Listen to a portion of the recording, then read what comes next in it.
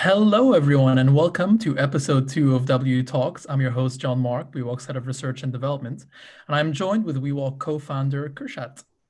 Hi everyone, welcome to new episode of W Talks. Today we have an amazing guest who is working at Google. Besides that, he he has a really deep expertise in the technology. I'm super excited to get to know himself more. Uh, Sanjay, welcome. Could you introduce yourself? Yes, thank you for that, and Jean Mark. Uh, my name is Sanjay Batra. I'm a research manager for Google Hardware. So I lead a research team that makes our phones, tablet laptops, our Google Nest products just inclusive and easier and user friendly for our all consumers to use. And my passion project within Google is a program I've started called Inclusive Hardware, where we try to design products from the ground up to consider accessibility and inclusion from the beginning. And I'm so excited to be here with you guys. And I want to thank the WeWALK team for making WeWALK. I think uh, it's an incredible idea that I think has a game-changing potential to help human beings who are blind and low vision with mobility navigation. Thank you, Sanjay. You're too kind. Really appreciate that. Now, before we kick into it with the technical questions, I want to know one interesting fact about yourself, which not anyone knows. Um, I think the one interesting fact about myself is, I'll give you a couple, is that I've been gradually losing my vision over the course of my life. So every few years, I relearn how to do something. And the interesting fact is that I've been an oil painter and an artist a good part of my life. And so every few years, I kind of relearn how to do visual art based on what I can see and what I'm feeling at the time. So. That's amazing. Just keep challenging yourself, basically. Someone that's visually impaired doing something so visual, it's amazing. So my first question really is, so you have a long history within human design and interactions research, and you've done so in some pretty significant organizations. I mean, Google and Motorola, just to name a few. So my question for you is, what is your story? What got you into this? What is your human research background here? And what have been some of the most interesting projects that you've worked on? Okay. Well, my family moved to the United States to a university town in the middle of the Midwest in Nebraska when I was 5. So I was always kind of interested in art, architecture, and engineering. So I went into engineering as a profession and wasn't really sure how I was going to use the art and architecture because I thought I'd had to leave that behind. And then I discovered human factors, where I could learn about human beings' physical, mental, and psychological capabilities, combine that with engineering and psychology to make products really better for everyone. So, and that was near the end of my undergraduate engineering. Is I need to learn so much more about human beings. I can't go out and just work as an engineer. So I dipped my toe. I did my master's program, and then went out and worked at a couple of companies with long-term internships, and realized I needed to do my PhD, and then finished my PhD in human factors and ergonomics, and then started my career in consumer products. And all along the way, I was adjusting to academics and things while losing my vision and overcoming the current struggles at the time. And when I started working at Motorola and got very interested in mobile devices, was about the time where magnification and other ways I was adjusting from an accessibility standpoint weren't working for me, and I started switching to using screen readers and voice interfaces. So I got really interested in how voice interfaces could not only help me, help everyone. So at Motorola, I was one of the key designers and researchers working on voice input and voice output. I started by doing that with wearables and Bluetooth accessories and making them more fluid and voice friendly. and then translating that back into the phone products that we did. So one of my key successes at Motorola was to introduce a voice first launch phrase in Bluetooth products, like we made a small little earpiece called the Motorola Hint, which was the lead product I worked on at the time, and really intended to help everyone, but really to bring the power of the Google Assistant in a small, discrete Bluetooth earpiece for people who are blind and low vision. So that was a product I was really excited about. And then I got a chance to then, about 5 years ago, transition my career over to working on hardware at Google. So I started working with the team that was working on Google Glass when I first got to Google, and then I've been working in hardware at Google ever since. That's an amazing story, but also I want to pick up on one thing you said there. And you said psychology and engineering, that combination. Now, here's what's funny. Kirshat actually specialized in psychology, and I specialize in engineering. And I've seen this trend now across some of our guests and the people we've spoken to, which is creating visually impaired tech very much so as a multidisciplinary field, because you need engineers to see the social impact. At the same time, you need, within the social impact space, you need that technical competency to deliver a system which is mission critical, which is really important for accessible tech, something which a visually impaired person will rely on day-to-day basis for their mobility. So I think that marriage of those two disciplines is something really, really interesting. And it's the basis of human factors analysis, which is really cool. And one of the main reasons I wanted to go back and do my PhD was to make up for the educational deficiency I had when I started working with people that had a really strong psych background, because I had a really strong physical ergonomics background and industrial engineering, and I felt I was really strong in hardware engineering, but I didn't have psychology. So that my PhD program was a lot based in psychology, so I could work on both hardware and software, and to bring everything together into products. So I totally agree. And what's your daily routine like in Google? I mean, given that human factors research is really a blank canvas, and this is something which I see myself in my own PhD research, it's not something which you can ever put a finger on. There's a lot of iteration and trial and analysis.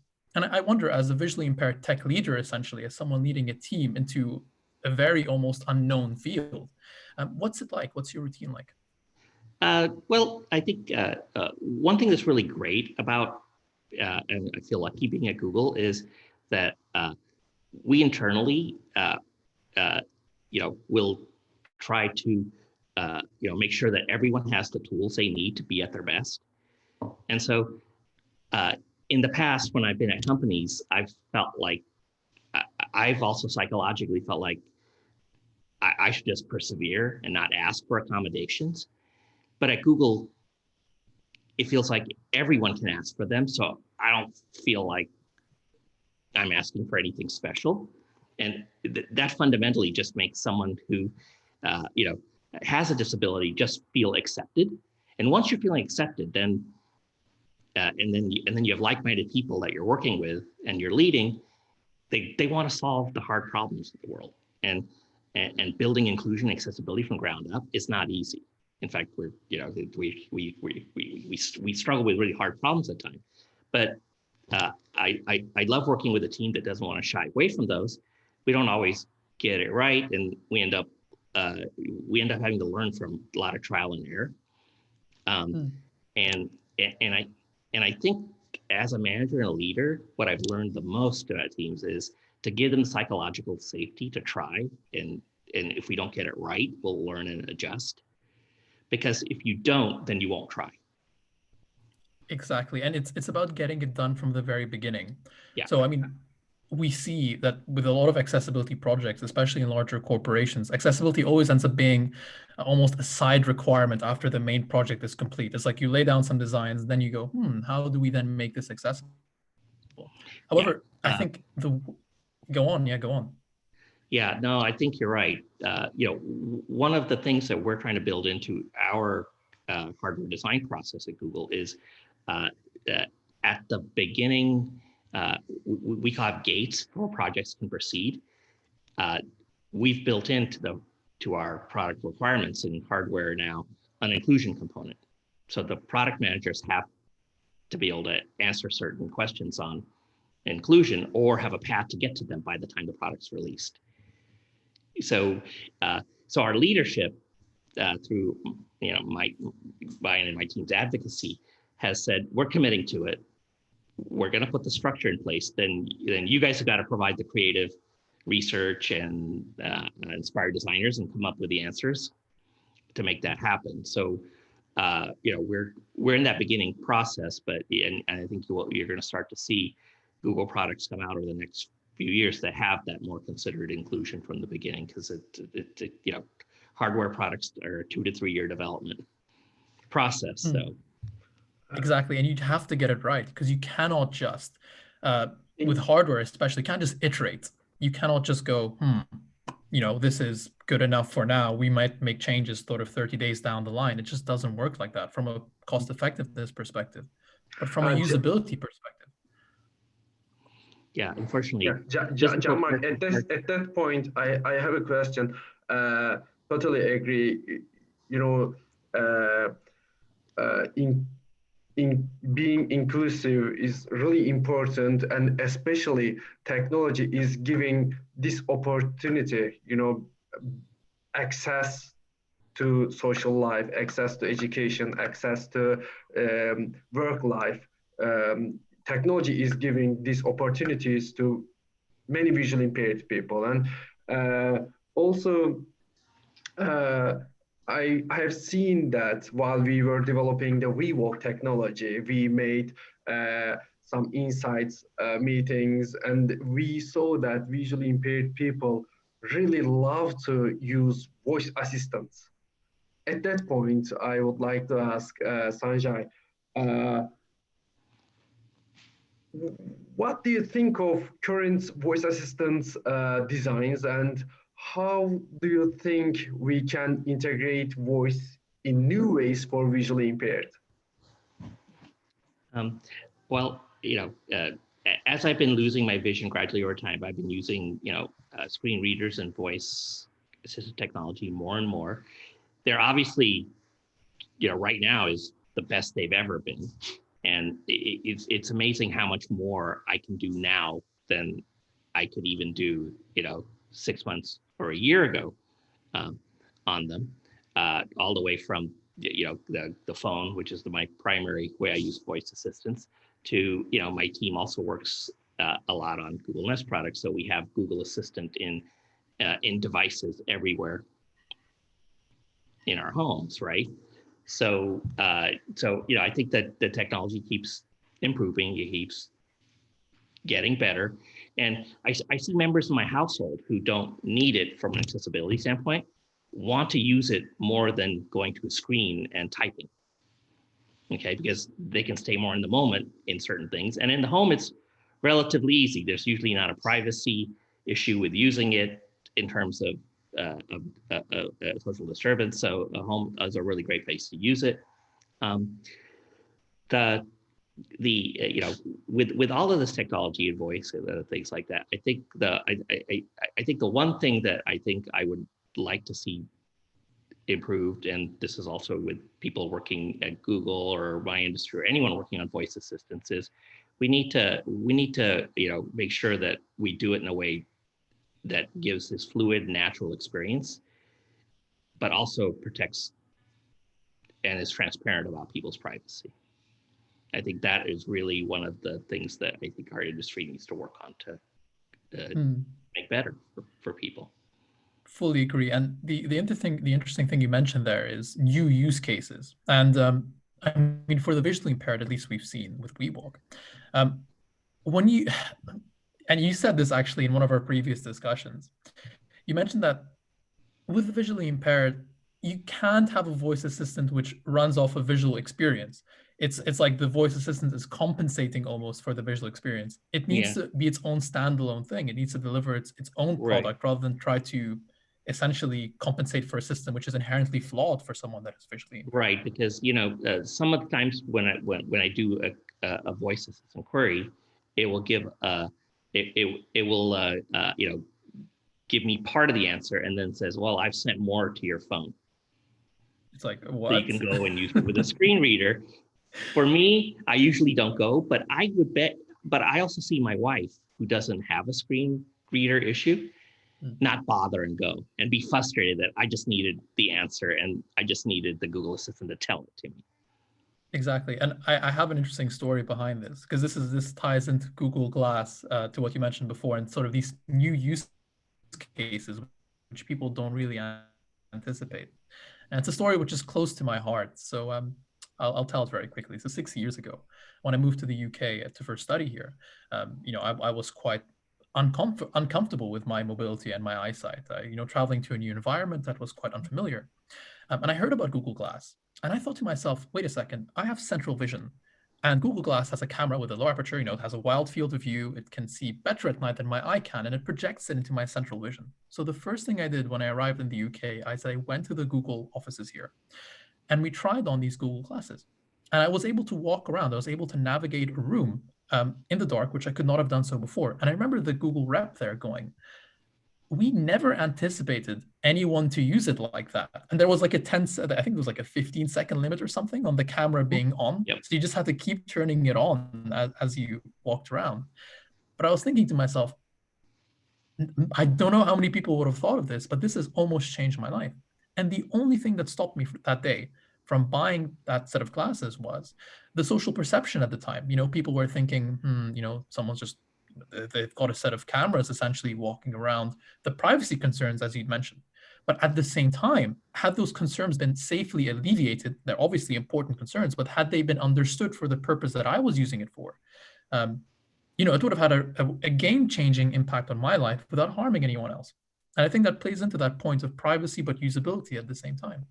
Yeah, no, it's true. And ironically, one of my first little research experiments when I got to Google, I was working on the Glass team, was, our team was working on different forms and hardware designs that would reduce the social discomfort with it. So I took in a regular pair of Google glasses and just started wearing it out. Although I couldn't use it as well as you do because I don't see as well centrally with my nystagmus, but I still wore it around lots of places and just was observing people's social reaction to me, and I noticed that I got a fair amount of acceptance because I was carrying a white cane. And so I think, but my other colleagues who were wearing it around weren't getting that. I just think it's so interesting that divergence. And really, if we look, one of the things that I've learned dealing with people who want a device for accessibility and other things is, we want it to be beautiful. We don't want to stick out and point out our disabilities. I think one of the biggest problems with I work with a lot of colleagues who are in the deaf or hard of hearing community, because I'm really interested in, it's different than what I'm dealing with, but I'm really interested in solutions for them. And one of the biggest problems with hearing aid devices, besides the price, I think we can get the price down, we're doing it at the counter, is the stigma around it looking like a hearing aid. Right? So there's a problem for a designer to fix. And the thing I've learned about any piece of wearable, whether it's assistive technology or anything else, if it's going to go around the head, it's got to look good. Yep, exactly. It has to be usable and fit to form as well. Yeah. I mean, in Kershad, we tried to do that with WeWALK. We tried, we fit it into the stick, tried to make it as essentially unobtrusive as possible, an extension of someone's daily life rather than a complete addition to it. Yeah, I don't think anyone can tell it's anything different than a regular cane when they can't hear it, giving commands. By the way, we have made WeWALK with the idea of combining the latest technologies because our vision is to make it a personal hub of visually impaired people. I mean, connecting them to source of technologies and information over the chain. So I would like to ask you, what would you like to uh, uh, what would you like to see WeWalk evolve? How would you like to what technologies, what design features would you like to see next in WeWalk? Well, I think I really like the fact that it being so intimately integrated to pedestrian walking, and it has that, and then having the gestures and things on the device to really control that. Because right now, if I had to do it with a regular cane and not with WeWalk, I'd be wearing a Bluetooth headset, and I still wear it with WeWalk, the Bluetooth headset, because I wanted to route through there, not route on the speaker. But I have no really good way to control the navigation through a Bluetooth headset. So the fact that that's already there is really valuable and important. But but to also just make it because when people are moving around, if we're relying on their vision, the cane is kind of what they're holding. So if I can control even more of my phone, like besides just the navigation part, it seems like that's where I'd like to see it go, because I'm already holding my cane. And we have plans for that, for traffic light integrations, for navigation indoors. I think really the take-home point for us at WeWalk is we realized we can't do it alone, because to make a successful tool, as you said very nicely, it's about combining the best technology rather than trying to make your own obtrusive, standout, disruptive technology. It's a very different field because usability is key here. You can't have a tech that just, okay, might have a bug in it and people go, oh, it's just got a bug, they'll fix it in a week. Rather, it's a tech which needs to hit the ground running with the best solutions readily available. And this includes things like mapping. I mean, we're so integrated with Google when it comes to the mapping solutions we use. Google's routing algorithm powers our entire navigation system because we realized, look, we can go on our own journey to try to build a system, which can compete or be better. But that's tens of years and huge expenses. It's just accepting that as a visually impaired company, it's our duty to bring together the best technology and to put our users first rather than putting, some disruptive great idea first. And I do wish, I do see other companies doing this, and I do wish the trend continues, basically. I really do. And it changes, I think it changes normally sighted people's mindset as well. It's not just a case of showing visually impaired people that we've made a great tech for you, but also getting normally sighted people to realize, visually impaired people with the right technology, with the right non-obtrusive technology can achieve so much. They can change the way that we behave. Because if a visually impaired company can make something that works for a visually impaired person, it can make it work for someone that's normally sighted. That's really the simple crux of it. Yeah, and the other thing that I would love for WeWalk to go in a direction is that it does a really great job right now of detecting obstacles in front of me. But I would love for future versions of WeWalk to be able to detect a curb and things that are maybe going more down. And these are difficult problems, but I think I feel like you guys are positioned to eventually solve those too. We'll try our best to do so. It's a long road ahead. I mean, it's the inspirational visually impaired figures such as yourself, Kürşad, our visually impaired team members and volunteers that'll help us do it. Honestly, I mean, it's difficult, of course, but with the right people and with the right passion, I genuinely think one day we'll be able to deliver that perfect mobility experience. Anyway, this has been an absolute pleasure, Sanjay. Honestly, you've enlightened me, and I'm sure you've enlightened our viewers. I can see Kirshat sitting there, eagerly filled with knowledge from today's session. So everyone that's watching, please do subscribe. Please do leave us a like and give us feedback. We'd love to hear your thoughts on anything related to WTALKS or even WeWALK. We'll see you next week for the next episode. We've got a bit of an interesting announcement. We have some really exciting news. So just a bit of a teaser. But we'll catch you then, and please take care, stay safe, and have a good one. Bye-bye. Bye. Bye-bye.